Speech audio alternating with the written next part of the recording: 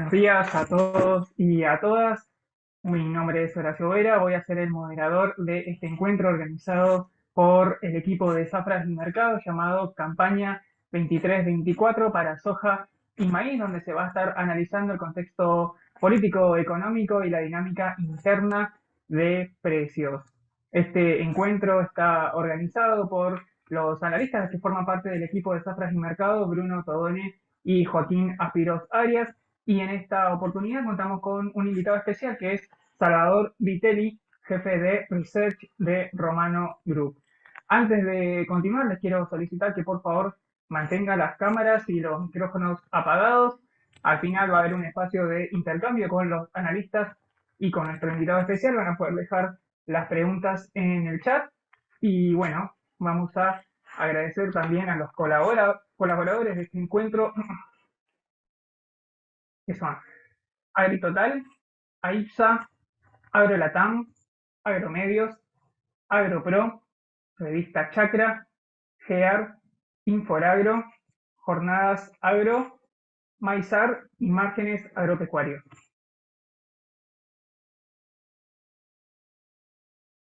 Muy bien, ahora le dejo la palabra a Joaquín Aspiros Arias, que es analista de Zafra, donde nos va a estar hablando sobre las perspectivas para el maíz. Hola Joaquín.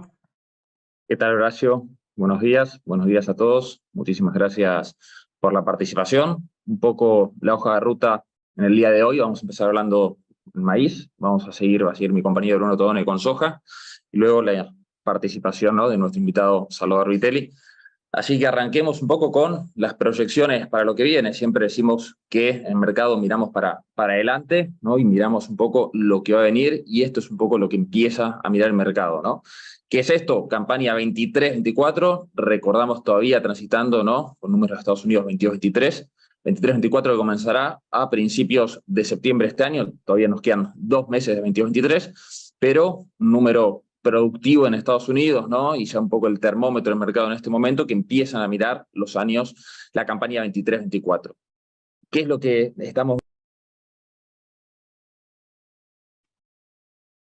¿Qué es lo que nos marca el uso un poco en la hoja de ruta de esta campaña? Bueno, una producción que se recupera respecto a la campaña pasada y este importante aumento de la producción por encima, ¿no?, del consumo total. Y si tenemos una producción mayor al consumo, estamos haciendo proyecciones de que para la campaña entrante, ¿no?, vamos a tener unos stocks finales crecientes, ya que se va a producir más de lo que se va a consumir. Esto en principio, como variable independiente analizada, ¿no?, estamos ante una variable potencialmente bajista en precios, o al menos más holgado del escenario en el que veníamos transitando. Si continuamos un poco profundizando sobre esta situación, vamos a ver cuáles son los países, ¿no? Es distinto un poco la proyección de los países del hemisferio norte, que ya van avanzando con sus producciones, que hablar de una campaña 23-24 para Brasil, para Argentina, que recién aún, ¿no?, están cosechando su campaña 22-23. Brasil comenzando a cosechar sus safrinhas, Argentina cosechando su maíz tardío. Pero para la 23-24, ¿no?, todos los ojos puestos, como decíamos, en Estados Unidos, que mostraría un incremento, ¿no?, último informe que deberá ser modificado. Estos son números del último informe UASDE del mes de junio. Semana que viene tendremos un termómetro muy importante con la nueva estimación de producción. Ya vamos a profundizar, un informe muy importante el día viernes de la semana pasada, con un cambio importante en la superficie efectivamente sembrada de Estados Unidos. En definitiva, por ahora venimos manejando un incremento de 39 millones de toneladas en la oferta para Estados Unidos. A nivel global, 72 millones de toneladas. Creceríamos en términos intercampaña. Una pequeña variación negativa, podemos decir, teórica para Brasil.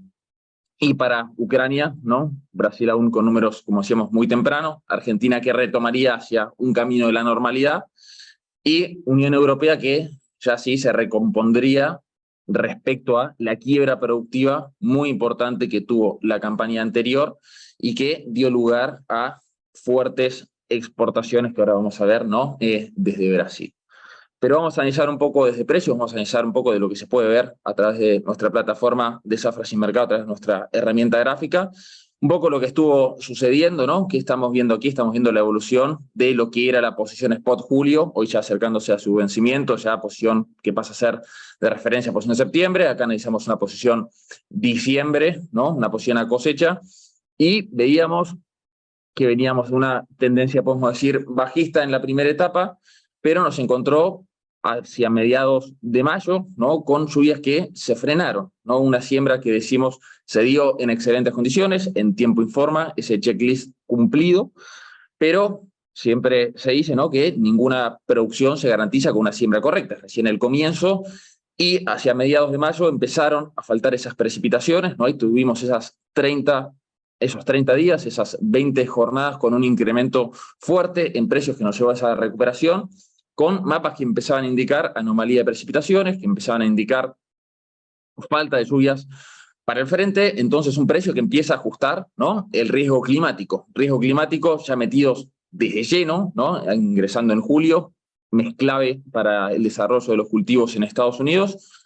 Y ya hacia fines, ¿no?, hacia fines de junio empezamos a ver una mejoría en las precipitaciones, empezamos a ver mapas que nos marcaban más lluvias para el frente, y una reducción, como vemos en precios, tanto, ¿no?, para la posición julio como para la posición diciembre.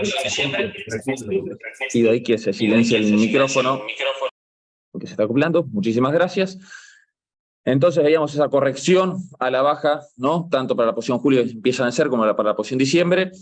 Veíamos a su vez, ¿no?, cómo este spread entre la posición julio y la posición diciembre se comenzaba a achicar, más producto de un incremento en precios que se ha empezado a especificar un riesgo climático, ¿no?, que por una disminución de la posición spot. Veíamos una curva invertida en futuros, y en precios decimos, ¿no?, que los fondos de inversión, los fondos también denominados especulativos, se encontraron en una posición vendida, y ante esta situación climática empezaron a adoptar, ¿no?, una posición comprada, aún en una posición levemente comprada en términos históricos, pero que decíamos, en caso que la situación climática se profundizase, ¿no?, se profundizara, teníamos por delante un potencial elemento alcista en Chicago, que con las lluvias que estuvimos viendo, con las lluvias que se empezaron a normalizar hacia fines de junio y estos primeros días de julio, y las proyecciones no vamos a ver en la sección de clima que se esperan para los próximos 15 días, esa situación por el momento empieza a cambiar, ¿no? Lógicamente tendremos que transitar julio, tendremos que ver si este mes clave tiene esas precipitaciones pronosticadas. Una curva en Chicago que nos estaba diciendo una fuerte corrección a la baja de la posición julio que está venciendo hacia la posición septiembre, ¿no? Y luego una cierta lateralización, pero sí que veíamos una posición para el frente, ¿no?, esta curva invertida que nos da el mercado de Chicago, proyectando esta oferta más agresiva que la campaña pasada, esos números que vimos de recomposición en Estados Unidos. Mes julio, decíamos, ¿no?, se va a enfocar en ver cómo se desarrollan estos estados de cultivo, condición buena excelente que viene en un 51%. Gran deterioro tuvo en los últimos tiempos, ¿no? Si recordamos los informes hacia fines de mayo, teníamos un 34% en la condición de sequía de Estados Unidos para el maíz, hoy en día en un 64%, es decir, ya teníamos indicadores que mostraban una situación peor, tanto la condición de sequía como la condición buena excelente del cultivo, indicadores que venían siendo analizados y que nos decían, en caso de que continuemos con ausencia de precipitaciones en julio, se acababa esa espalda que tenía el cultivo para poder soportar la anomalía negativa de precipitaciones, y aumentaba el riesgo, y así lo vimos en los precios. Pero, ¿qué es lo que tuvimos el viernes?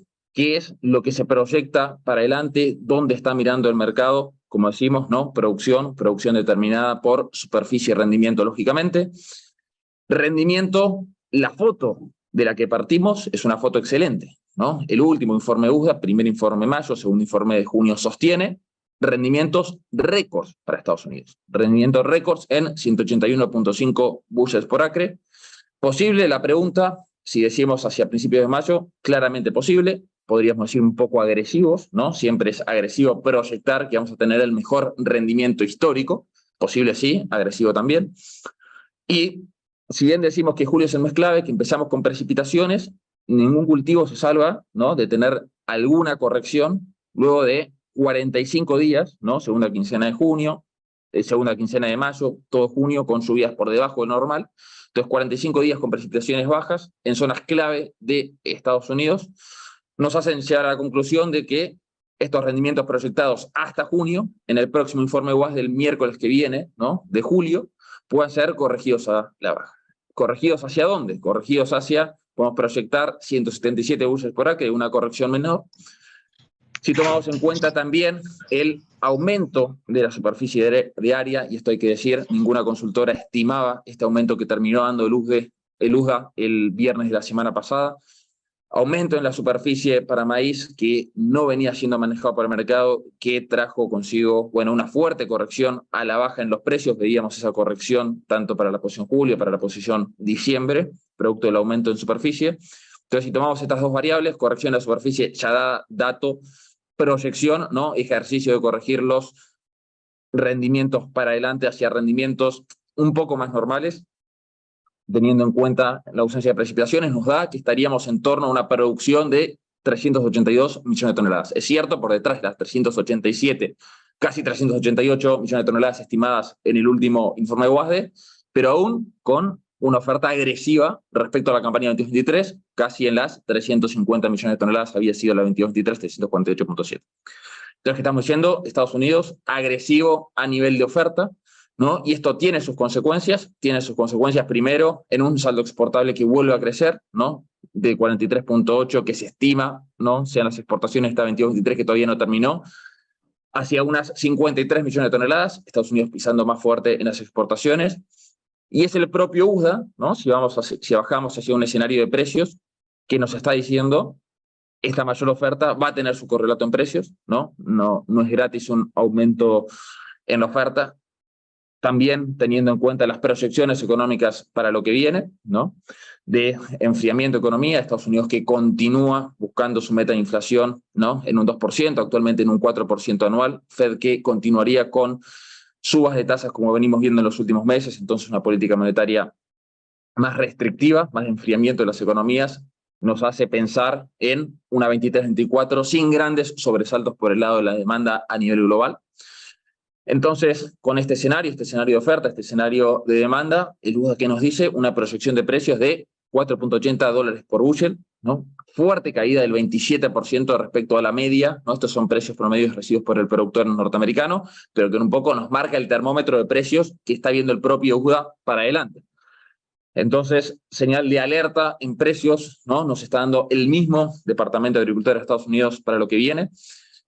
Stocks que se recompondrían aún así con una producción menor a la estimada en el UASDE pasado, ¿no? Stocks finales, ¿no?, que se incrementarían de casi 37 millones de toneladas que finaliza la 22-23 a 53, 54 millones de toneladas esta 23-24, entonces stocks más holgados para los fines de la 23-24, también es una señal muy importante para precios y esta fuerte corrección del 27% en el precio promedio estimado por el USDA para la próxima campaña.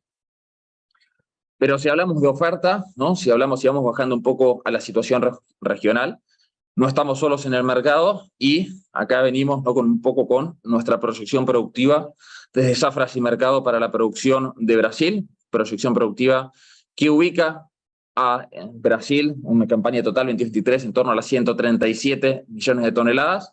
Ya primera conclusión es que estamos bastante por encima, ¿no?, de las estimaciones que siempre vienen retrasadas por parte del USDA en lo que son estimaciones productivas fuera de Estados Unidos.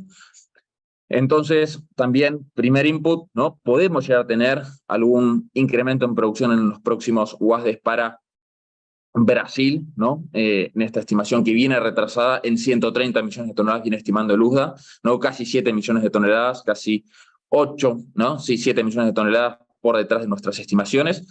¿Y qué es lo que viene? Se empieza a cosechar la safrinha, nos enfocamos en esas casi 98 millones de toneladas que ingresarán al disponible próximamente, que ya se encuentran ingresando al disponible.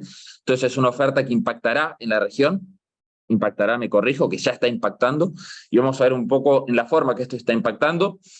Primero decir, ¿no?, que esta comercialización de esta safrinha, ¿no?, que decíamos de casi 98 millones de toneladas, viene retrasada, en una comercialización que a principios de junio en Brasil viene en casi un 34%, retrasada respecto a la media de las últimas 5 campañas en 45%. En criollo, ¿qué estamos diciendo? Un productor brasilero que no vende. ¿Y que no vende por qué? Bueno, porque los premios están castigando al productor, premios que hoy los vemos en un descuento de $29 la tonelada respecto a Chicago, ¿no? 75 por debajo de Chicago centavos dólar por bushel. Y esto nos da un productor que no acepta estos precios, un productor que retrasa la venta, un productor que también venía retrasando la comercialización, producto de un riesgo que estaba latente, insisto, estaba, ya no está más, de potenciales heladas que disminuyan la producción. Este riesgo fuera de mercado ya, con una producción bastante firme en torno a esas cantidades que mencionábamos y que comenzarán a ingresar al disponible. Un productor también, luego entraremos en números de comercialización de soja, ¿no? Pero muy importante, ¿no? Analizar el conjunto soja más maíz. Venimos de una producción soja histórica para Brasil, producción histórica de safrinha para Brasil también, que ingresará entre julio y agosto. Están un poco más tarde, producto de la siembra tardía, producto de la cosecha tardía de soja que se había dado, ¿no? Pero estamos diciendo una cosecha que empieza a ingresar al disponible y que comenzará, ¿no?, a presionar sobre los mercados. Si decimos en términos de exportaciones, ¿no?, de esta campaña de Brasil, exportaciones que desde Zafras y Mercado estimamos en las 47.2 millones de toneladas, exportaciones que comenzarán a hacerse fuerte a partir de ahora, a partir del mes de julio. Decimos también una situación distinta, ¿no?, al año pasado, que tuvimos estas exportaciones récord en 47 millones de toneladas, pero con un contexto global distinto, ¿no? ¿Cómo fue posible que Brasil coloque estas 47 millones de toneladas la campaña anterior? Veníamos con stocks ajustados en Estados Unidos, esta campaña no lo está. Veníamos con una quiebra productiva de la Unión Europea, ¿no?, que demandaba, ¿no?, poder encontrar un origen, ¿no?, también a esa demanda de maíz. Brasil ahí dando una buena señal. Y veníamos con problemas de Rusia-Ucrania, ¿no? Los problemas que este conflicto nos trajo, que nos hizo también darle un espacio a Brasil. Brasil, entonces, que tuvo esas ventajas, no tendrá estas ventajas de precios sostenidos, ¿no? No tendría estas ventajas de precios sostenidos en Chicago, que le permite a Brasil ocupar ese espacio en el mercado. No tiene la ventaja de una Unión Europea recomponiendo la producción. Entonces, ¿qué es la posibilidad que tiene Brasil o cómo podrá Brasil colocar esta mercadería en exportación? Bueno, por precios. Vimos por precios ahí los premios que estamos en Paranaguá, premios muy agresivos, y esto nos lleva, ¿no?, a ya proyecciones de embarques para el mes de junio de 6.3 millones de toneladas. También señal muy importante los stocks finales, ¿no?, como crecen agresivamente esta campaña antes de pasar a la proyección de embarques para lo que viene. Proyección de inventarios finales en casi 13 millones de toneladas. Entonces también tenemos a Brasil que tendría un arrastre muy importante en términos de intercampaña, con la consiguiente presión bajista sobre precios. Y decíamos, Brasil proyectando para el mes de julio, ¿no?, ya anotadas 6.3 millones de toneladas a ser embarcadas en este mes, y comenzarán a ser virales estas fotos, estos videos de camiones completos de maíz hacia puerto. Tenemos una logística completamente saturada en Brasil. También estamos viendo cada día más fotos, ¿no?, de maíz a cielo abierto, porque venimos de una comercialización retrasada de soja, ¿no? No hay espacio en los almacenes para retener toda la soja de la producción histórica que tuvo Brasil y retener toda la producción histórica de la safrinha que está siendo cosechada actualmente. Entonces, una necesidad de volcar esa producción hacia barcos directamente afecta primero sobre logística, costos muy importantes en la logística interna, y segundo sobre la dinámica de premios, ¿no? Dinámica de premios muy agresiva a la baja en descuento sobre Chicago, dándole un input, ¿no?, a los premios en Argentina, dándole un input a los precios en la dinámica local. Brasil, que viene entonces a instalarse ya fuertemente como principal exportador a nivel global en números de Luda, también ratificados por números de Zafras y Mercado, y una tendencia que viene a quedarse. Estimamos que viene a Brasil a continuar aumentando, ¿no?, si miramos el mediano plazo, este número exportable. Y son números, bueno, que van a afectar a Argentina, van a afectar porque tenemos un competidor muy fuerte en la región.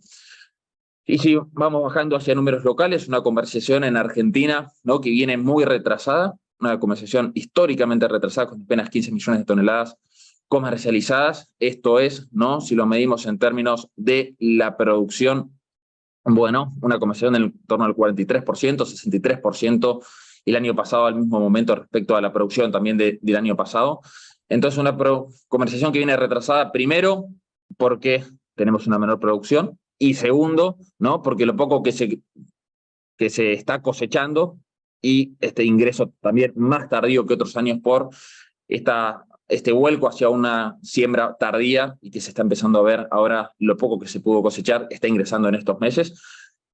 Entonces, una comercialización retrasada por producción y por variables macro, ¿no? Un productor que no acepta esta brecha cambiaria, una situación en premios también agresiva que presiona sobre los precios locales.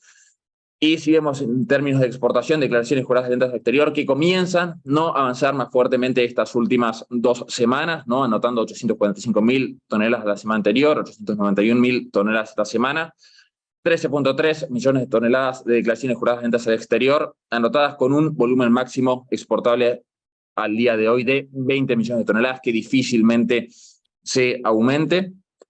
Y si vemos esto en términos de embarques, ¿no?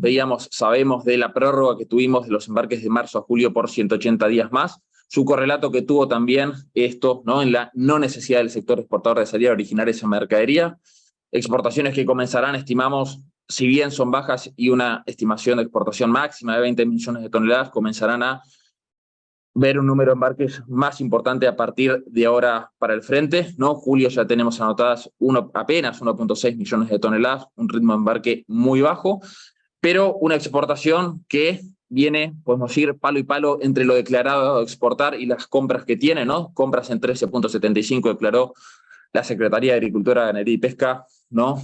Para la campaña 22-23 versus las 13.94 que estamos diciendo, un sector exportador que empieza a tener un poco más declarado exportar que compras en el mercado interno. Sabemos de la prórroga de marzo a julio de 180 días con ese changüí que le da al sector exportador para poder originar más tardíamente esa mercadería, pero un sector exportador que tendrá que empezar a originar, ¿no? Esa mercadería no comprada a medida que vaya anotando para exportar para el frente.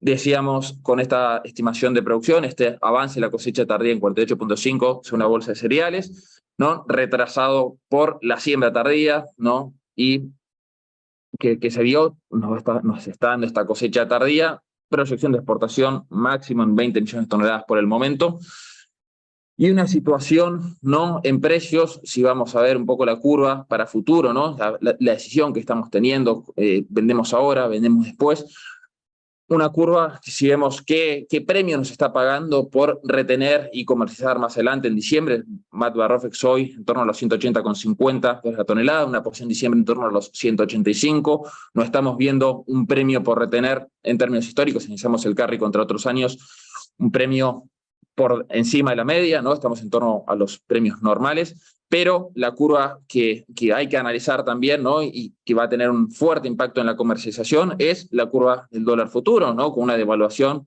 del dólar futuro de julio a diciembre, ¿no? Que pasa de 180 a 507 por punto con 50, estamos viendo el dólar futuro de Rofex, una devaluación del 81% de julio a diciembre, luego Salvador Di nos va a estar ayudando en este análisis, ¿no? De las proyecciones futuras macroeconómicas a nivel país y con el escenario que se viene para adelante. Pero si decimos un sector, una exportación que originaría la mercadería, un maíz Matva Rofex diciembre que hoy está en los 184,60, si a esto le sumamos los gastos de exportación, le sumamos los gastos FOBINGS, ¿no? Nos da que tendría que estar colocando un FOB para diciembre, ¿no? En torno a los 222 dólares la tonelada, podría estar colocando si origina 184,60, ¿no? Valor de Matva Rofex. Y esto nos da, ¿no? Que sobre Chicago, sobre una posición diciembre, Chicago en 423 centavos de dólar por bushel, estamos por encima de Chicago en más 72, ¿no? Un premio en más 72 para una posición diciembre. Y si miramos a nuestro lado, ¿no? A Brasil, ¿qué premio se está manejando para diciembre? Está manejando un premio más 12, se está negociando para Puerto Paranaguá, para diciembre para Brasil. ¿Qué estamos diciendo? No estamos siendo competitivos, ¿no? Originando a estos precios para diciembre. La exportación no es la que está traccionando al alza estos premios, ¿no? Si originamos localmente a 184,6, no estaríamos siendo competitivos con un premio más 72. Entonces, proyecciones que para adelante, ¿no? La situación, el principal determinante de precios continúe siendo Brasil a nivel regional, entonces un precio interno que se va a estar manejando más por la demanda interna y qué capacidad interna tiene de recuperación. ¿Qué estamos diciendo? Proyecciones de que los precios actuales para una posición diciembre difícilmente puedan tener un rally alcista. Más bien, ¿no?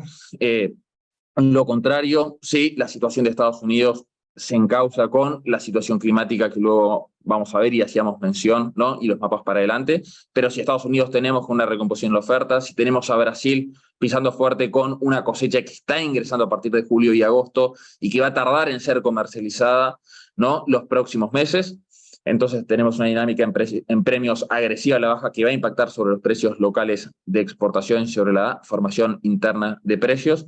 Entonces, situación delicada para lo que viene en precios en el contexto local. Y eso es un poco lo que estamos viendo para adelante. Y antes de pasar un poco a soja, quería dejarlos con una demostración de nuestra plataforma de Zafra y Mercado. Y luego sí, le dejo la palabra a mi compañero Bruno Tobón.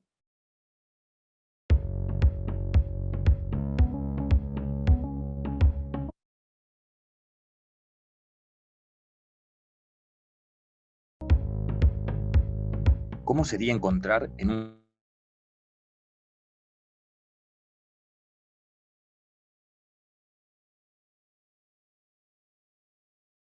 un solo lugar toda la información necesaria para hacer negocios rentables con productos agrícolas?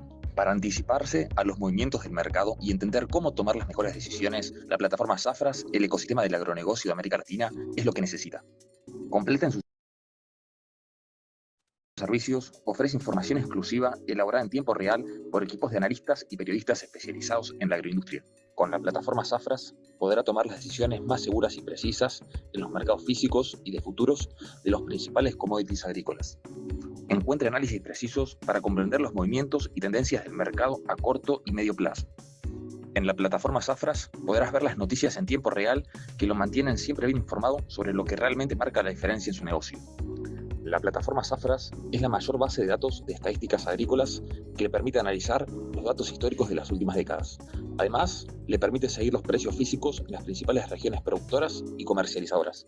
Accede en tiempo real a las cotizaciones de las bolsas de futuros, divisas, petróleo y los indicadores financieros completos. Dentro de la plataforma Zafras puede consultar las conferencias, videos y podcasts del mercado que están disponibles las 24 horas. Si tiene alguna consulta de mercado, los especialistas de Zafras están dispuestos a responder a sus preguntas. Este conjunto completo de informaciones está disponible en un formato moderno y fácil de usar. Si aún no conoce la plataforma Zafras, solicite una demostración gratuita y compruebe por qué la plataforma Zafras es la herramienta de trabajo preferida por los profesionales del agronegocio para llevar adelante los negocios más rentables.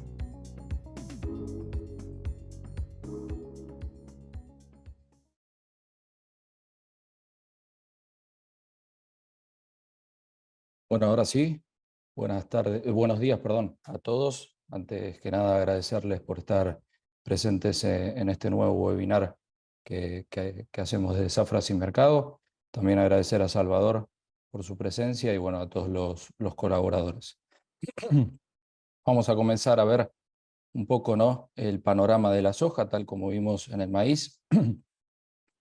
Estamos viendo, ¿no?, que para la campaña 23-24, bueno, la oferta, ¿no?, va a sobrepasar a la demanda en el mercado de la oleaginosa. Veníamos viendo campañas donde, bueno, estaba bastante equilibrado, ¿no?, tanto el volumen del consumo como el volumen productivo, pero bueno, para la campaña 23-24, que es lo que se viene y que comienza, ¿no?, en el hemisferio norte, estamos viendo que la producción alcanzaría más de 400 millones de toneladas y bueno, el consumo estaría por debajo, bueno, aumentando, ¿no?, un poco las existencias de los stocks de la oleaginosa a nivel global.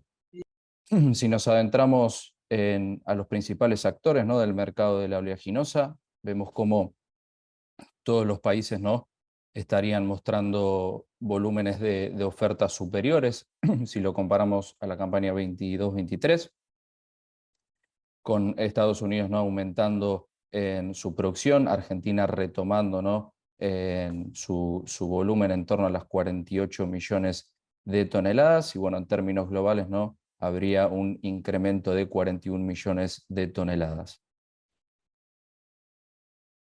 Aquí vemos un gráfico donde vemos claramente, ¿no?, cómo Brasil le ha quitado el primer lugar a los Estados Unidos como principal productor. A principios, ¿no?, de la campaña 19-20 ya observábamos un aumento considerable, ¿no?, en la superficie y en los rindes de la producción brasilera. Y bueno, campaña tras campaña viene mostrando un ascenso muy importante el gigante sudamericano, que para la campaña 23-24 sobrepasaría, ¿no? Rompería el récord de la campaña 22-23, ubicándose en 163 millones de toneladas. Por supuesto, esto va a haber que confirmarlo, ¿no? Durante todo este año y parte del año que viene.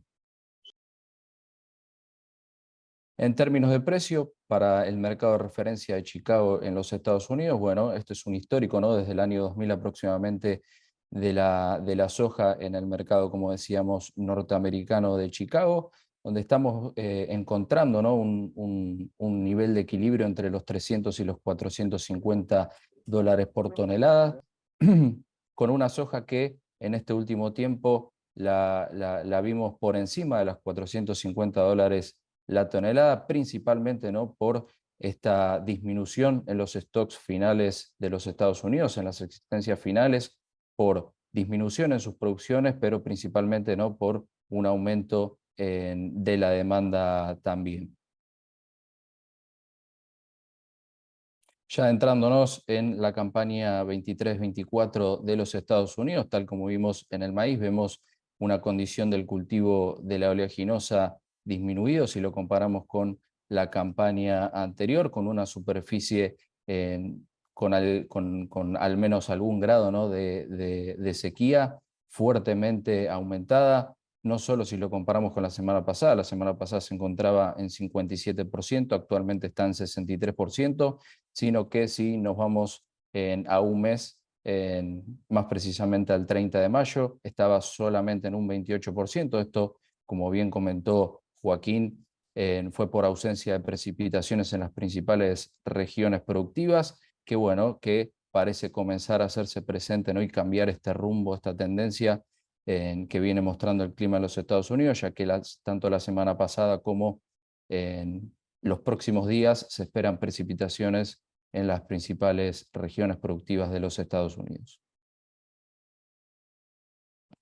Si vemos el cuadro de oferta y demanda, el informe del día viernes ha generado una sorpresa muy grande, ¿no? En el mercado de la oleaginosa, también lo hizo en el maíz, como bien comentó Joaquín, pero en contrapunto, ¿no? Para la soja en los Estados Unidos, el área, la superficie sembrada finalmente ha sido recortada.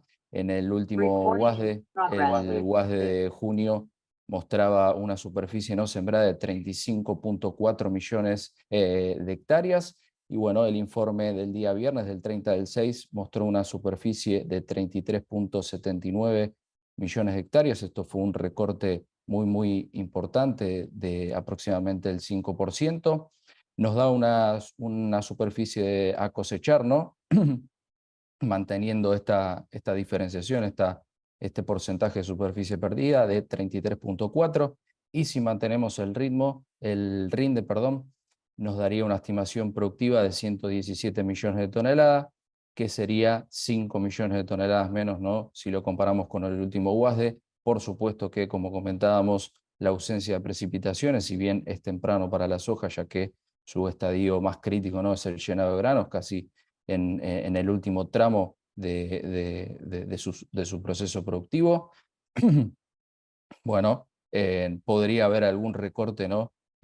Seguramente lo hará el Departamento de Agricultura de los Estados Unidos durante la semana que viene en un nuevo informe WASDE. ¿Dónde podría haber también disminuciones, ¿no? Gracias a este recorte productivo? Bueno, podríamos verlo en una disminución para la molienda norteamericana, en las exportaciones o en los stocks finales, que si vemos los números, ¿no? Del WASDE del mes de junio, el último WASDE conocido, se habían recompuesto, ¿no? Considerablemente, fíjense, en casi 9.5 millones de toneladas, en comparación a las 6.6 de la campaña anterior. Esto principalmente, ¿no? Por la fuerte presencia de Brasil en el mercado y por las buenas perspectivas productivas de los Estados Unidos. Pero bueno, veremos la semana que viene, ¿no? Si el Departamento de Agricultura de los Estados Unidos modifica o recorta estas existencias finales, que son un poco el termómetro, ¿no? De la soja mes a mes. Ya entrándonos en Sudamérica, vemos el cuadro de oferta y demanda brasilero con, como adelantábamos, ¿no?, en el gráfico, mejorando sus producciones campaña tras campaña. Producción la 22-23, ¿no?, en 155 millones de toneladas aproximadamente. Estos son estimaciones propias de Zafras y Mercados. También generando volumen y aumentando en sus stocks finales. Y aquí dejamos también el apartado de la harina de soja, ya que, bueno, como bien sabemos, Argentina es el principal exportador de sus productos a nivel global, pero bueno, en esta campaña es muy probable que Brasil nos quite, ¿no?, el primer lugar como principal exportador de harina de soja, ya que su superproducción, además de aumentar, ¿no?, sus exportaciones y estar ubicadas en 94 millones de toneladas, bueno, aumentaría su procesamiento. Esto daría como consecuencia un aumento de la producción de harina de soja y un aumento de sus exportaciones de harina de soja, que alcanzarían las 22 millones de toneladas. ¿Cómo están los premios en Brasil? Bueno, actualmente están en valores históricamente no bajos, lógicamente por su superproducción récord. Está en menos 220 centavos de dólar por bushel. Estos son menos 81 dólares la tonelada en torno a lo que es Chicago, con una media que estaba 30 centavos de dólar por encima, ¿no? Y como comentaba y adelantaba Joaquín, la comercialización viene retrasada, con solo un 57% de avance, ¿no?, con una media de los últimos 5 años en torno al 73% a esta misma altura del año, ¿no? Ya en Argentina, comenzando un poco a hablar de la comercialización, aquí vemos un gráfico de las compras totales, ¿no?, de la campaña 22-23 y comparándolas con la 21-22. En términos de volumen, por supuesto que esta campaña está fuertemente disminuida por, lógicamente, ¿no?, el quiebre productivo que sufrimos. Vemos cómo durante la existencia, ¿no?, de la medida del tipo de cambio especial del dólar agro o dólar soja 3, las compras totales semanales habían aumentado considerablemente. En términos de porcentaje, bueno, vemos una comercialización actualmente en el 49% para la campaña 22-23. El año pasado se encontraba en un 45%, perdón. Vemos una comercialización aumentada, ¿no?, si la comparamos con el año anterior, que fue justamente en esta época, ¿no?, cuando se comenzó a ralentizar, ¿no?, la comercialización, y luego en septiembre del año pasado se tomó la decisión de la primera versión del dólar soja. Pero si lo comparamos, por supuesto, con otras campañas, la comercialización presenta un ritmo muy lento. Como decíamos, las compras semanales, luego de la finalización a fines de mayo de esta nueva medida de tipo de cambio especial, se derrumbaron, ¿no? Actualmente estamos observando operaciones o compras casi nulas, ¿no?, para la oleaginosa. Y para la campaña 23-24 casi no hay avance, ¿no?, de operaciones, solo un 1% comercializado. Por supuesto, estimamos una producción de 48 millones de toneladas, que es la que estima Luzda, pero estamos muy tempranos, ¿no?, para hacer una estimación productiva. Y el año anterior estaba en un 3%, ¿no? Pasando a lo que sería la comercialización de la oferta total, contando los stocks y la producción de la 22-23, estaríamos en un 37%, en altura, ¿no?, del año pasado, de la campaña 21-22, mismo porcentaje, y como vemos por debajo, ¿no?, de lo que nos tiene acostumbrado, que estaríamos cercano al 45%. Cuadro de oferta y demanda, ¿no?, del complejo sojero de Argentina. Vemos, ¿no?, este quiebre productivo casi un 50% menos, ¿no?, en comparación a la campaña 21-22, esta campaña 22-23. Fuertes importaciones, un aumento muy grande, ¿no?, de las importaciones argentinas, donde, bueno, bien sabemos que el principal origen de la soja que importa Argentina es Paraguay, pero con esta superproducción brasilera, Brasil ha tomado, ¿no?, el primer lugar también, así que recibiendo mucha soja brasilera en estos primeros meses del año, un procesamiento que se achica fuertemente, ¿no? Y aquí lo que adelantábamos en el apartado, ¿no?, de Brasil con, bueno, exportaciones de harina de soja disminuidas, alcanzaría 19 millones de toneladas, ¿no?, y por detrás de Brasil. Aquí vemos cómo, ¿no?, en campaña tras campaña, Argentina venía siendo el principal exportador de harina de soja, por sobre Brasil y también por sobre los Estados Unidos. Campaña 22-23, Brasil toma el primer puesto, y veremos en la campaña 23-24 si, bueno, Argentina retoma, ¿no?, ese liderazgo en las exportaciones del derivado sojero, o, bueno, Brasil mantiene este primer puesto y le quita mercado, ¿no?, a Argentina. En términos de precios locales, este gráfico, ¿no?, es una posición MATBA de julio versus noviembre. Este gráfico lo pueden obtener desde nuestra plataforma Zafras. Vemos, más que nada es para mostrar, ¿no?, la dinámica y cómo un cambio en las reglas del juego rompe el mercado. Vemos en el comportamiento entre estas dos posiciones, donde, bueno, en la segunda mitad del mes de junio, perdón, se comenzaron los rumores de una nueva versión del dólar soja, y vemos cómo el spread aumentó fuertemente, ¿no?, entre julio y noviembre, principalmente porque con estos rumores se esperaba que con un dólar soja en julio las ventas, ¿no?, las operaciones iban a aumentar fuertemente y la disponibilidad de la oleaginosa iba a aumentar, por lo tanto se iba a depreciar la posición julio para la plaza local. Luego ya ingresando, ¿no?, en los últimos días de junio, fíjense cómo el spread volvió y retomó, ¿no?, a su tendencia. Fíjense cómo estas dos posiciones se acercaron, ya que, bueno, finalmente el gobierno decidió no tomar una nueva medida sobre este tipo de cambio especial, y los precios en la plaza local, ¿no?, vienen presentando una tendencia contraria o diferente, ¿no?, si vemos los precios de Chicago. Ya adentrándonos en clima, vemos cuál es la situación actual. Estamos ingresados netamente, ¿no?, en el fenómeno El Niño. Vemos cómo trimestre tras trimestre la posibilidad de un niño es casi de un 100%.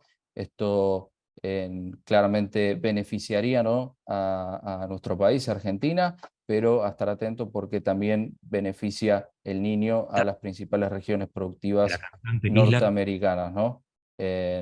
Si bien durante el mes de junio las precipitaciones no se hicieron presentes en gran volumen, bueno, se espera que julio sea un mes con buenas lluvias en los Estados Unidos, y esto generaría una depreciación en los precios, ¿no? La probabilidad de precipitaciones, ¿no?, trimestrales para julio, agosto, septiembre. Allí vemos con un círculo rojo, ¿no?, y los mapas a la derecha, tanto las principales regiones productivas para el maíz y para la soja. Vemos que las probabilidades están por encima de lo normal, así que veremos cómo no transitan los próximos meses, pero es probable que las lluvias se hagan presentes en los Estados Unidos. Los pronósticos climáticos: precipitaciones de 1 a 7 días y de 8 a 14 días. Fíjense, de 1 a 7, esto sería del 4 de julio al 10 de julio aproximadamente. Buenas precipitaciones, aproximadamente entre 30 y 50 milímetros para la zona núcleo, digamos, norteamericana. Ya para los próximos días, ¿no?, del 11 de julio al 17 de julio, merma un poco la posibilidad y la probabilidad de precipitaciones con un milimetraje mucho menor, y anomalía de precipitaciones son los mapas inferiores, ¿no?, con algunos manchones, ¿no?, para el pronóstico de 8 a 14 días. Pronóstico de precipitaciones para Brasil, principalmente, ¿no?, para considerar el avance de la cosecha de la safrinha, de este maíz de segunda. No tendría ningún inconveniente, ¿no?, Brasil con su avance de cosecha, ya que no se esperan grandes precipitaciones para lo que es el centro y el sur brasilero. Algunos puntos, ¿no?, para ir finalizando esta parte de maíz y de soja. Monitorear, ¿no?, la situación geopolítica, Estados Unidos-China, ahí en el medio sabemos que está el conflicto con Taiwán, y Rusia y Ucrania. Seguimiento de números productivos, ¿no?, de la campaña 23-24. Estados Unidos, buena campaña y aumento de stocks, o se puede llegar a complicar nuevamente el clima bueno, en Norteamérica, y podría haber recortes productivos que den como consecuencia, ¿no?, una disminución de stocks. Brasil consolida el liderazgo global, no solo en soja, sino también Brasil sería el principal, ¿no?, exportador de maíz a nivel global. Y Argentina, un ansiado retorno hacia la normalidad, ¿no? Como bien sabemos, los recortes productivos, los quiebres productivos de la campaña 22-23, se espera que para la 23-24 Argentina vuelva a hacerse presente en el mercado de la gruesa y bueno, genere finalmente producciones en torno a la media de los últimos años. Ahora sí, le paso el mando a Salvador Vitelli para que comience su presentación.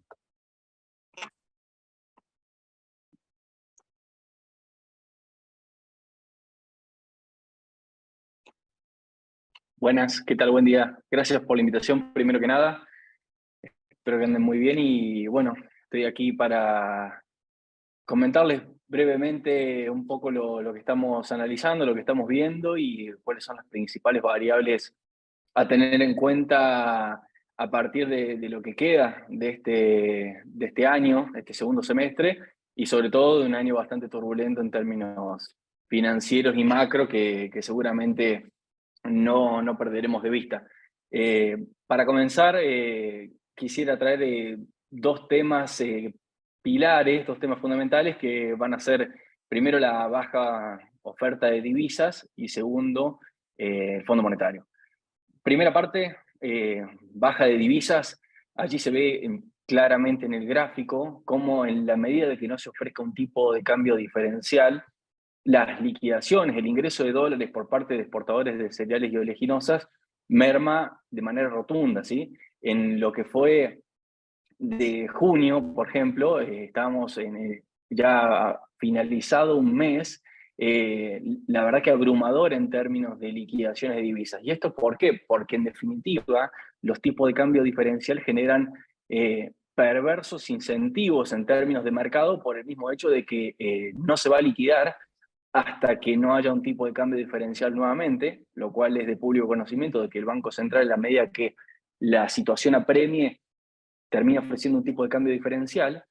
Y en segunda medida, porque estos tipos de cambio diferencial concentran una sobreoferta en determinados periodos de tiempo, haciendo que se hipotequen futuras liquidaciones. Entonces, como se ve en lo que es las liquidaciones mensuales, en el siguiente gráfico, allí podemos observar de que junio, por ejemplo, finalizado el dólar agro, dólar soja 3, termina siendo el peor junio desde 2002 en términos constantes. ¿Qué quiere decir esto? Que si analizamos todos los meses de junio, todos los años de que hay registros en lo que son la fuente de datos de CERASEC, termina siendo el peor junio el que acabamos de transitar. Y esto es clave entender en la merma de oferta que está teniendo el Banco Central en estos momentos y al mismo tiempo la sobredemanda que está teniendo en términos de divisas, haciendo de que este año, en lo que va del acumulado de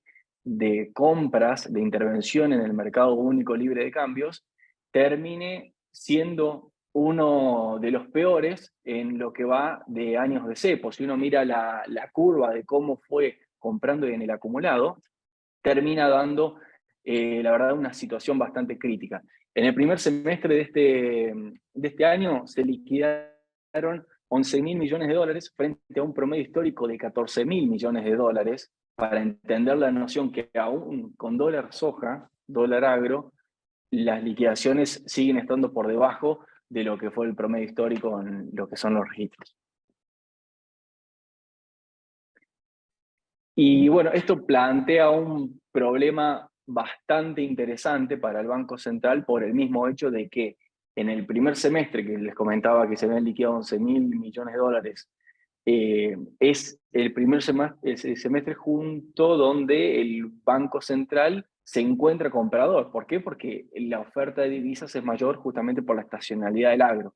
En la medida de que esa estacionalidad comienza a marcar una ralentización en la comercialización, una ralentización en las liquidaciones, el Banco Central se coloca de la ventanilla vendedora, y eso es justamente lo que intento explayar en el gráfico este.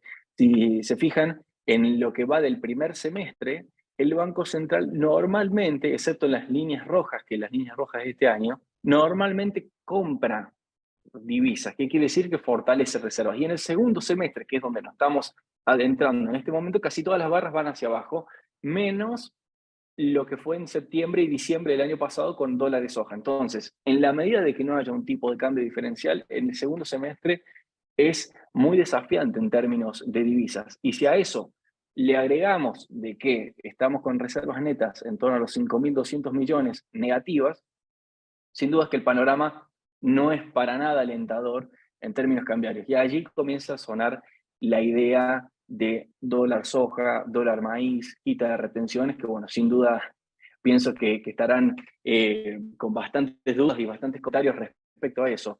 La verdad que por ahora no hay novedades oficiales, pero si uno mirase todos los condimentos, todos los elementos están dados para que haya un tipo de cambio diferencial. Ahora bien, la oferta que va a tener será acotada, sin dudas, por dos motivos. Primero, la baja en el rinde que tuvimos en esta campaña, la cual va camino a ser un 50% menos comparado contra la campaña pasada en términos de soja, y maíz quedan por hacer algunas estimaciones, pero sin duda sufrirá unos recortes interesantes, y que además es soja que en definitiva ya fue atacada por un dólar soja, dólar agro. Por ende, la zanahoria, el incentivo, deberá ser bastante interesante como para poder capturar esas liquidaciones.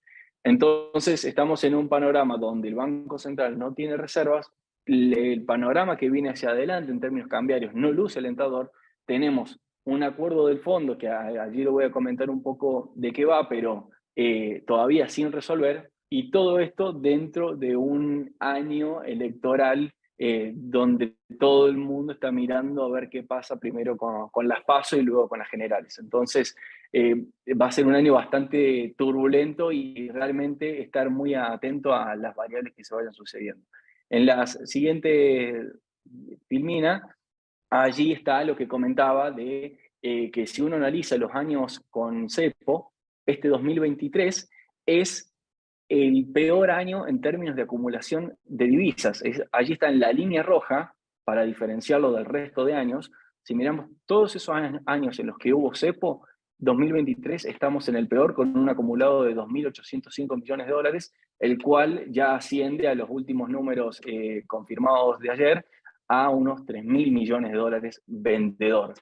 Entonces, ¿qué quiere decir todo esto? De que si se chequean en la curva roja, el dólar agro en realidad no le permitió comprar demasiado, ¿sí? Le permitió no perder. En términos contables termina siendo lo mismo, porque ahorros e ingresos, pero de todas maneras la situación es tan frágil de que aún así con un tipo de cambio diferencial el Banco Central no pudo recomponer reservas de manera rotunda, y es por eso que junio cerró con ventas por 682 millones de dólares en lo que fue ese mes, haciendo, bueno, el primer junio de los años con cepo en el que Banco Central termina vendedor.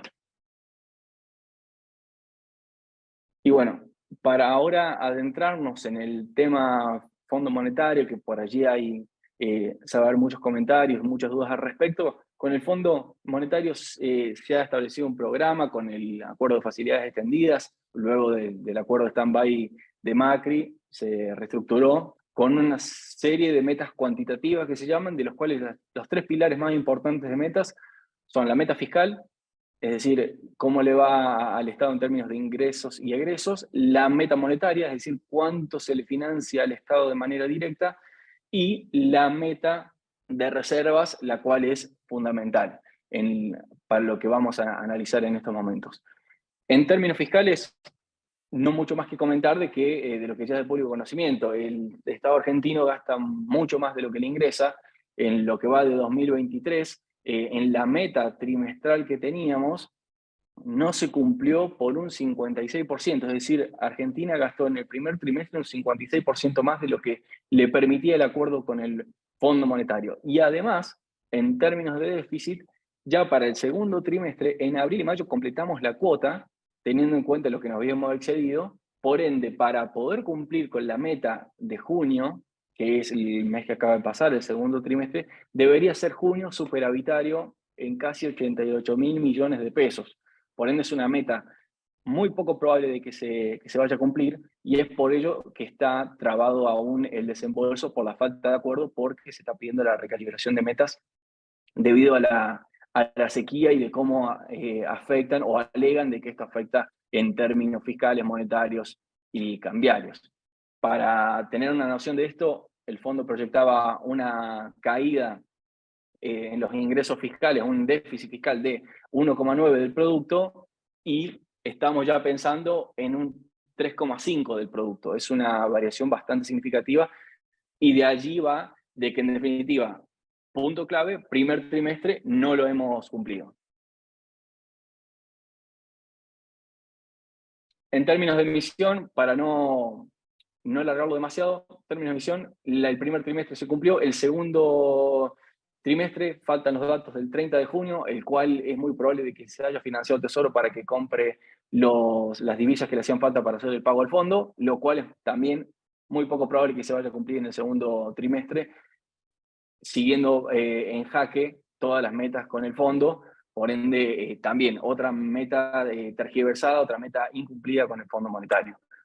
Y en términos de reservas, que es la meta siguiente, bueno, allí es por escándalo la meta que termina siendo incumplida de manera grotesca. Así que lo que fue el primer trimestre se incumplió por 1.900 millones, y ahora va a quedar camino a ser incumplida por 14.300 millones de dólares. La meta que teníamos estipulada. El fondo estipulaba una acumulación de reservas netas en torno a los 8.000 millones, y quedamos 5.200 millones negativos, para tomar noción de la diferencia. Entonces, esas son un poco las ideas centrales que entiendo que están sonando en este momento, los cuales están trabando por ahora los desembolsos, y hace que tengamos una situación cambiaria bastante frágil, bastante crítica, y esto hace sonar ideas de, bueno, dólares, soja, tipo de cambios diferenciales.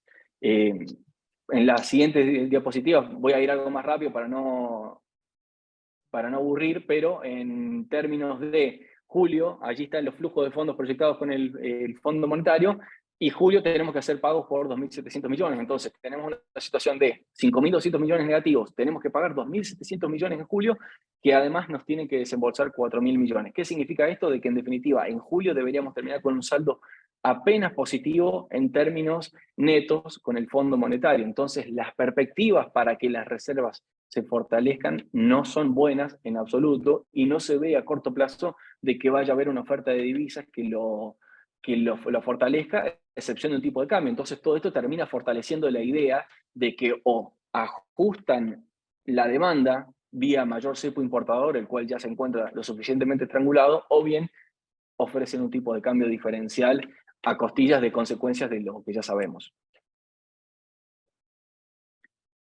Y bueno, hablando un poco de brecha, que es la variable que siempre miramos, pareciera de que esta gestión se está sintiendo cómoda a partir del rally que tuvimos de los dólares en abril-mayo. Se siente cómoda en una brecha del 100%, 90% de acuerdo si se toma contado con liquidación o dólar MEP. ¿Qué quiere decir esto? De que, en definitiva, la variable que van a estar cuidando sin dudas va a ser el dólar. Intentan de la manera en la que pueden de mantener el dólar a rajatabla, de mantenerlo lo más estable posible, y a partir de allí sale la conclusión de que en lo que va de mayo y junio se ha perdido reservas en intervención de dólares. ¿Qué quiere decir esto? Toman reservas del Banco Central y las venden en el mercado de bonos para mantener la brecha en estos niveles. Entonces, frente a una situación cambiaria crítica, vendemos reservas para mantener los dólares. ¿Qué da a consecuencia esto? De que la principal variable que están mirando ahora es el dólar y van a intentar mantenerlo lo más quieto posible. Por ende, excepto algún evento disruptivo, no proyectamos un dólar demasiado volátil, por lo menos para lo que va a quedar de julio, y a chequear lo que suceda en las PASO por el hecho de que ahí será un game changer, un barajar y dar de nuevo de acuerdo a los resultados que arroje, porque en definitiva no es lo mismo para el mercado de que Milei salga con un resultado bastante favorable en términos numéricos, que lo sea Larreta, que lo sea Bullrich, que lo sea Massa.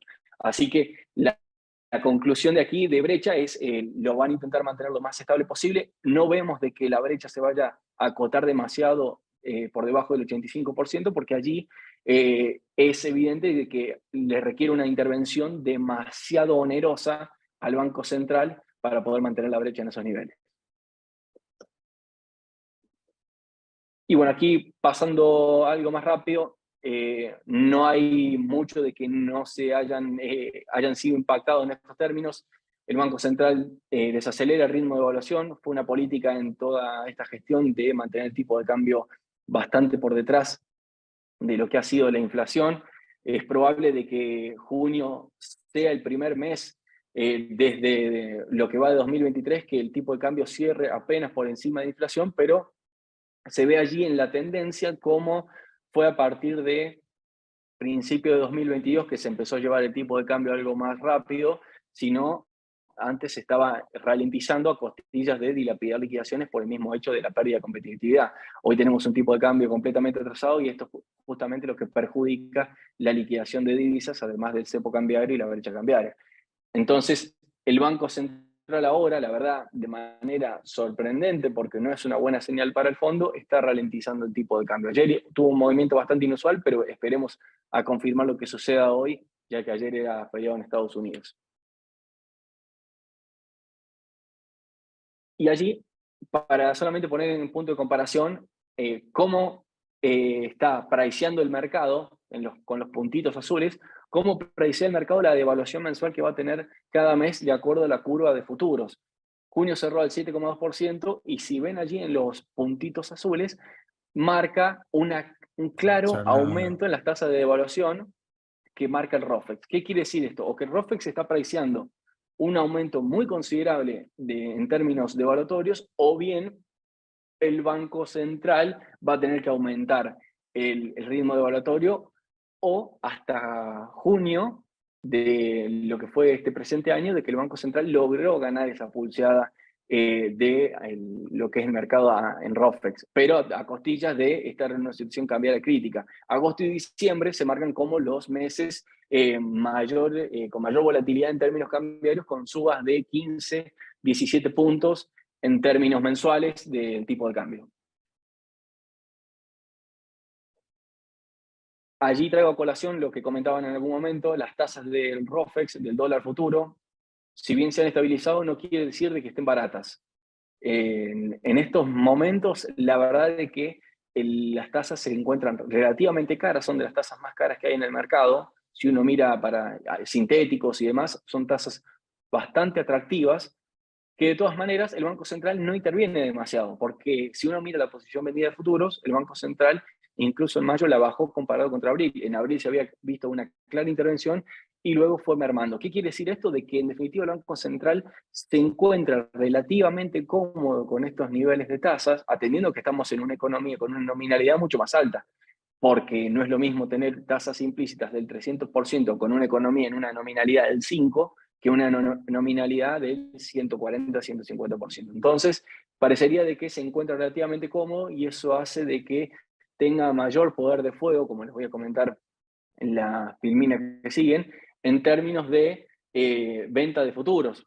Tiene autorizado por el acuerdo con el fondo para vender 9.000 millones de dólares en dólar futuro, y mayo cerró con 1.400 millones de dólares vendidos, es decir, le queda un poder de fuego, llamémosle, bastante interesante, allí se puede ver, bastante interesante en términos de venta de derivados financieros, que hace de que en definitiva la curva del ROFEX que estemos viendo ahora es bastante genuina en términos de intervención, porque el Banco Central no se encuentra demasiado interventor en estas curvas, sino que más bien son de mercado y por ahora la pulseada esa la ha ganado. Aquí rápido, la carrera nominal, ¿qué significa esto? El juego, la tríada de tres variables fundamentales de nuestra economía: tipo de cambio, inflación y lo que es la tasa. Tasa va a quedar en junio por encima, seguramente, de lo que queda de inflación, porque en definitiva la tasa está en el 8% mensual, con las últimas subas que tuvimos en mayo. Tipo de cambio cerró al 7,2%. Y la inflación, según los datos de alta frecuencia y ya de las estimaciones que se están dando, vamos a ir camino al 7%. Así que va a ser el segundo mes con desaceleración en términos inflacionarios, no obstante, con un escalón de nominalidad bastante más alto. No es lo mismo cada escalón que se baja en términos de cuánto cuesta, porque en definitiva del 8,4 al 7,8 y bajar al 7 es relativamente más sencillo que bajar, por ejemplo, de un 6 a un 4 a un 5% por el mismo efecto de la inercia. Pero aquí quería dejar en claro de cómo ha ido evolucionando, que si ven allí por lejos, el mayor perdedor ha sido el tipo de cambio dentro de estas tres variables. Comentario breve, aquí tasa real de interés. ¿Qué significa esto? De que en la medida de que la inflación sea mayor que la tasa, vamos a tasas reales negativas. Esto para una economía como la nuestra, hoy termina siendo bastante perjudicial tener estos niveles de tasa que apenas son positivos, porque si contemplamos el estrangulamiento del sector privado que se le da a través de los aumentos de tasa, termina siendo un efecto más que perjudicial en mantener este tipo real de tasa de interés positivo. No obstante, bueno, son medidas que se ha tomado para intentar bajar la inflación, hacer atractivos los instrumentos en pesos e intentar que no se vayan a dólar. Lo cierto es que en años electorales lo normal es la tendencia dolarizadora de carteras, entonces esto adquiere poca relevancia en la medida de que no intervengan, y es por ello de que el Banco Central tuvo que tomar dos medidas: no solamente subir la tasa, sino que también intervenir en el mercado de cambios de dólares financieros para mantener a rajatabla la brecha, como les comentaba anteriormente. Esto, poner solamente en números, la pérdida que ha tenido el tipo de cambio contra inflación. Esto es, en definitiva, mayor distorsión en precios relativos. Aquí lo que se ve es cómo ha variado la inflación y el tipo de cambio en todos los meses desde la gestión de Fernández. Y si se lo mira en la raya gris, ese es el acumulado de inflación en dólares. ¿Qué quiere decir? ¿Cuánto más aumentó la inflación que el tipo de cambio? Y eso da cuenta de que la inflación aumentó un 50% más que el tipo de cambio, lo cual muestra una clara distorsión en precios relativos. Si se quiere pensar en un programa de estabilización, si se quiere pensar en un armado del plan económico, sin duda es que esto no puede faltar: acomodar precios relativos, porque en definitiva, tipo de cambio contra inflación, no hace falta que se los comente en el sector agro, ha quedado rezagado completamente, haciendo de que el tipo de cambio haya perdido mucha competitividad e incluso los costos que son en pesos, pero en dólares, hayan aumentado rotundamente, como lo es el ejemplo de los fletes. Y ya culminando con algunas ideas, la situación cambiaria del Banco Central no solamente es crítica en cuanto a reservas que tienen, en cuanto a la oferta de divisas que les llega por parte del agro, sino también es crítica por la situación de deuda que tiene con importadores. Si allí se observa, está desglosado por importadores de bienes e importadores de servicios. En lo que va acumulado de 2022, la deuda hasta el primer trimestre de 2023, la acumulada es de 15.500 millones de dólares que el Banco Central ha tomado con importadores. ¿Qué quiere decir esto? Porque a través de la normativa emitida hace que los importadores tengan que financiarse con casa matriz para poder acceder a la importación de bienes, y luego el Banco Central se comprometía a otorgar esas divisas.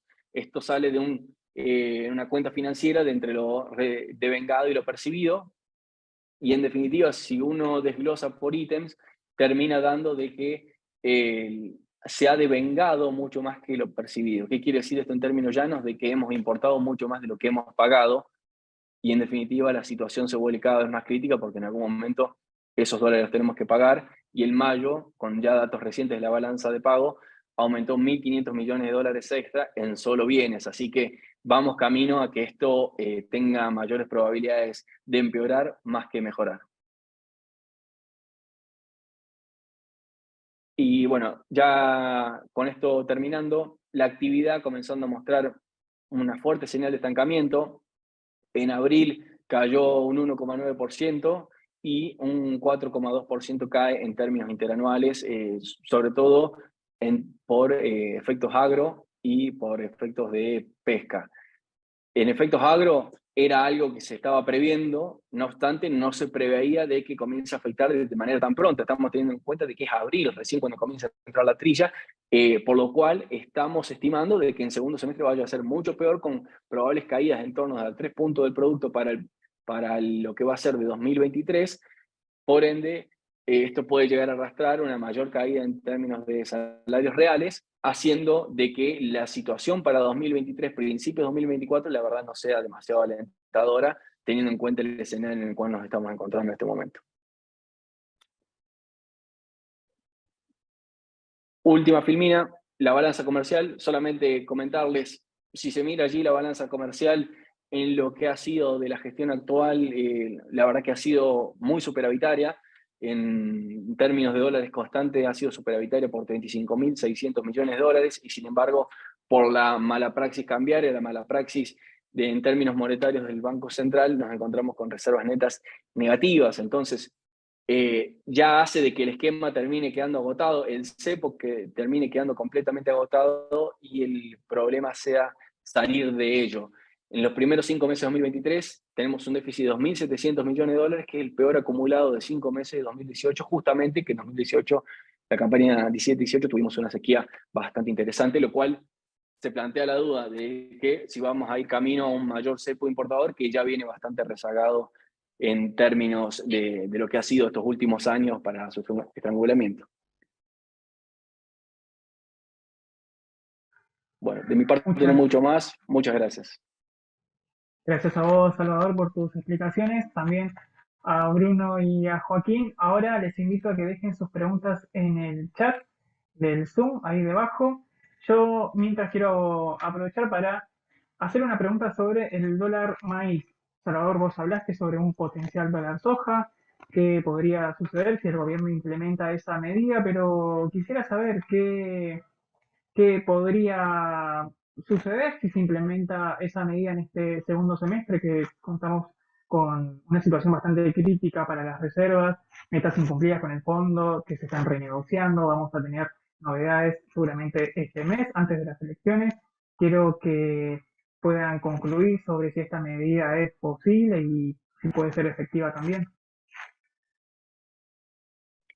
Bueno, sí, era uno de los comentarios, dólar maíz, de los que se habló bastante.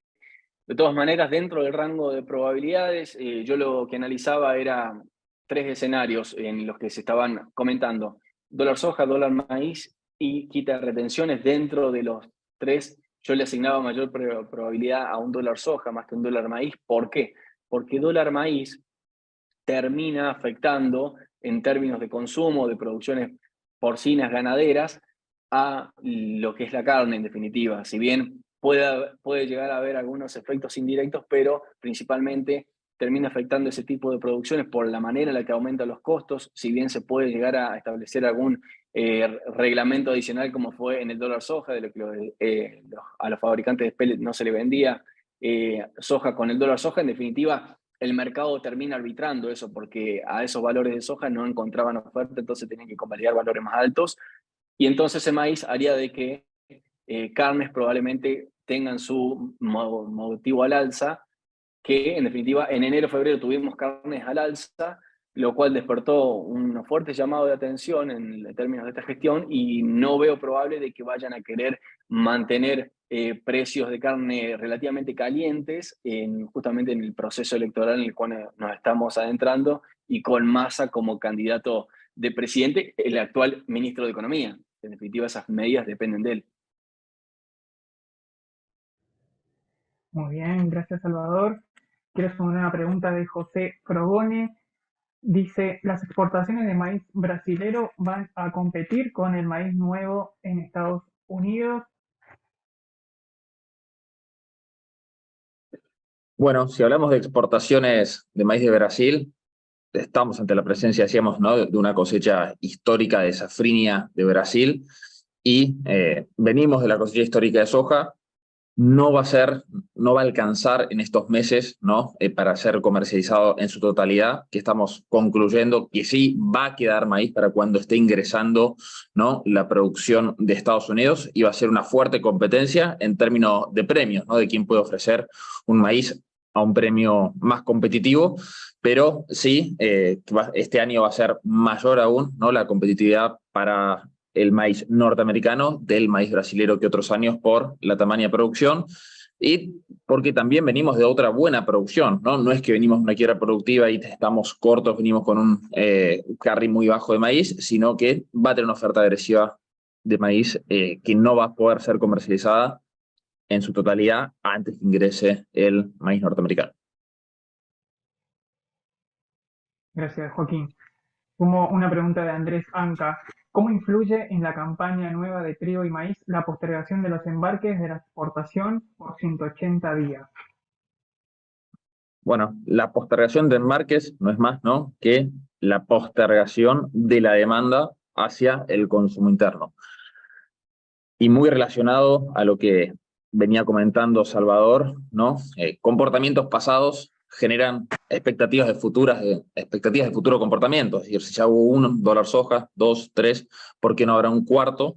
¿No? Y por qué ese escenario entre los 3 variables que analizaba Salvador, ¿por qué no también meter para el futuro un nuevo soja, un nuevo dólar maíz, con las consecuencias negativas que podría tener? Pero sí sigue siendo un escenario a analizar, al menos para asignarle un grado de probabilidad. En definitiva, esta postergación de embarques lo que le permite al sector es diferir sus compras, ¿no? Le permite no tener que salir a presionar sobre precios en determinados momentos del mercado, pero si entendemos que luego de las PASO podría llegarse a dar un escenario donde una nueva postergación es un escenario menos probable, bueno, en algún momento esas compras sobre el mercado van a tener que suceder y hasta antes de ingresar en la nueva producción 23-24 se van a tener que dar esas compras. Entonces es un momento, analizar el momento calendario en el cual puede incidir esa demanda sobre la oferta local. Muy bien.